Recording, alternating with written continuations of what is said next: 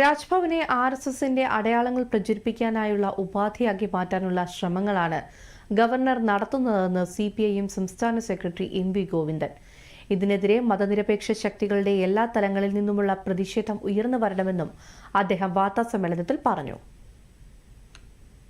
കേരളത്തിൽ ഇപ്പോൾ ഗവർണർ എടുത്തുകൊണ്ടിരിക്കുന്ന നിലപാടുകൾ ശക്തിയായ പ്രതിഷേധത്തിന് ഇടയാക്കി.